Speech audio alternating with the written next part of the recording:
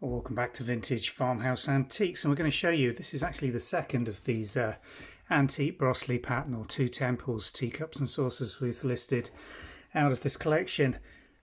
This one's quite unique. Just look at that handle design. Now at first glance that just looks like a standard peak arch, but you find me another example where it curves outwards and away from the actual rim of the teacup. Most of them curve backwards in, and that is typical for an early piece of spode, shall we say. So who made this one? Well, no clues at all on the base of the teacup. Another one out of the collection where the indelible marker's been used to keep the pairs or trios together. That's completely removable.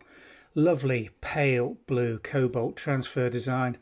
Broseley or two temples, two characters on the bridge. No birds, no boatman, although there is what looks like a little bit of a boat in the foreground there. But a characteristic 1810 to maybe 1813, 1820, sort of late Georgian rather than Victorian in its design. Lovely interior design on the wall, not a proper bat or moth border at all. Quite unique again with some of the elements in that design when you start breaking these ones down. As we do with all these, I mean, we've put the handle design through an AI image matching tool and not come up with anything that absolutely has that shape. Clues come on the saucer. I'm confident these two pieces belong together and have been manufactured and sold as a set.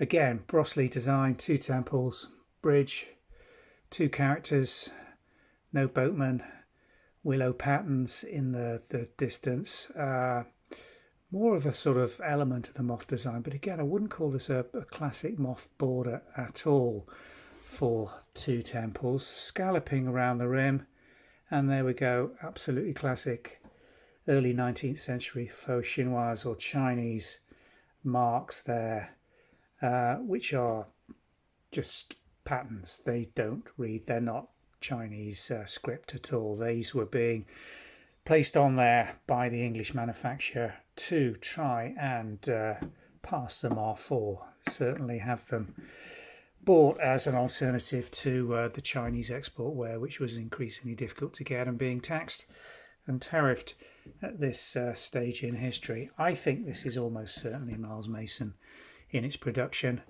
I can't find any exact matches to be absolutely confident 100% of that, but the fact that the handle doesn't match any of the spode moulds being used around this period leads me to that conclusion. And the fact it's not round handled but this high peaked thumb rest is very, very unique. That absolutely on its own.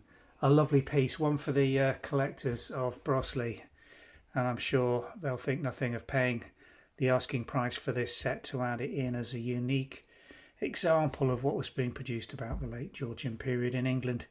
200 years old this now and counting. They're not going to become any more common, and the condition of them is not going to get any better.